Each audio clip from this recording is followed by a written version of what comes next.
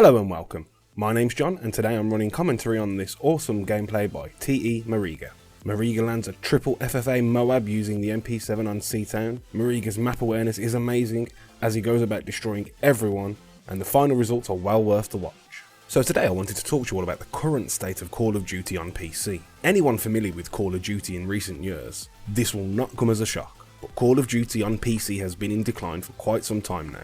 And so much so that the most recent Call of Duty games fail to even feature in the top 100 played games on Steam. The most popular being Black Ops 2, closely followed by Modern Warfare 3 and then Modern Warfare 2. Now I personally believe this is because Advanced Warfare and Ghosts were both plagued with a lot of problems from the very beginning that Activision seemed very slow on wanting to get resolved. And in fact, even to this day, Advanced Warfare is still plagued with tons of problems which prevent many players from having an enjoyable experience with it. So maybe a lot of the hate that I do see out there is justified in some way or another. But the thing which annoys me the most is people hating for the sake of hating. For instance, on the recent Black Ops 3 beta. Now I was fortunate enough to get in about 60 hours and I had a real good time while I was playing. I downloaded it, I installed it, but I went into it expecting it to be just as bad as Advanced Warfare was before it. I had been let down by the previous two titles and I sure as hell wasn't going to get my hopes up for this one. But honestly, I was genuinely pleasantly surprised. The game had made many improvements which I hadn't been expecting, and the momentum system was absolutely brilliant. The fluidity and the smoothness of the motion while passing between areas of the map, and the ability to run along the wall, aim down sights and get effective kills on enemies was absolutely brilliant. And I think most importantly, it felt like a natural progression from where Black Ops 2 had finished off. Now I say that because with Advanced Warfare I felt that the exosuits and the abilities within the game were a tack on, something that they added at the end, something that wasn't originally intended for the title, but they were trying to keep up with things like Titanfall, so they wanted to add something flash and extravagant. But anyway, I digress. Everyone I know that gave up Call of Duty when Mw3 dropped dedicated servers, and those who dropped when Black Ops 2 didn't have rentable servers, all found Black Ops 3 beta to be really good fun. It's fast paced, point and shoot, twitch shooter, returning to its best. Something else which got a lot of comments was the fact that the lobby system seemed to be much improved over previous attempts in previous Call of Duty titles.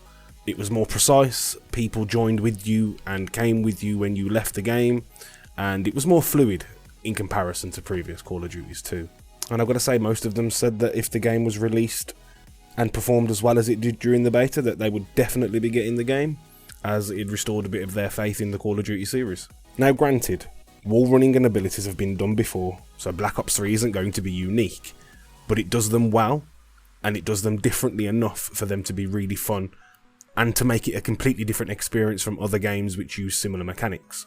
And I suppose that's why it bothers me. Haters hating because of a bad experience with players or the devs of the game, rather than hating the game for an actual legitimate reason. I guess my point from all of this is that closing the door on a potentially good game because of past bad experiences is a silly thing to do, and hate for the sake of hate is pointless. Why limit your choices as a gamer when you can have more fun by having an open mind towards new games? Now of course I'm not saying go out and pre-order games, because you're giving the devs money before they've produced a worthwhile product, which doesn't incentivize them to make a worthwhile product. What I'm saying is be cautious, be wary, pay attention to the game, look on the internet, see how the reviews are for the game, see people's actual experiences with the game, and then make a judgment. You've got to judge each game by its own merit, and don't judge a whole series by previous mess-ups in that series. I mean, I for one am happy that they're trying to breathe some life back into the series, because I've been a fan of Call of Duty for quite some time.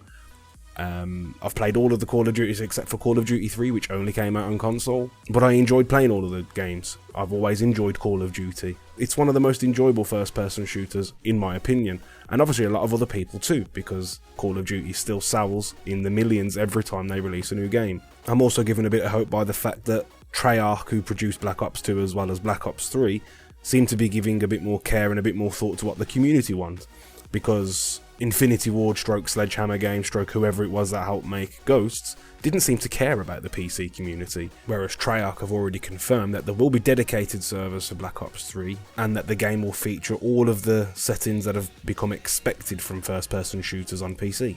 And not only that, recent tweets from the devs suggest that they've actually been listening to the community and are implementing some of the changes and things that the community felt needed to be changed within the game after the beta, which is always promising because it shows that they're listening to what the people want.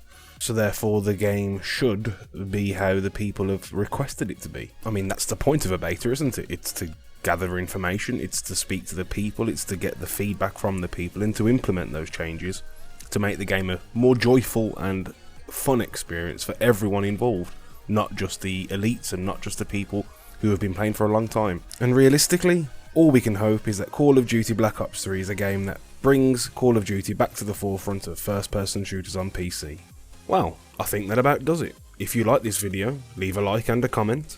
If you want to, feel free to check out my channel, the link should be in the description below. But for now, I will speak to you all again the next time. Thank you all for watching, and goodbye.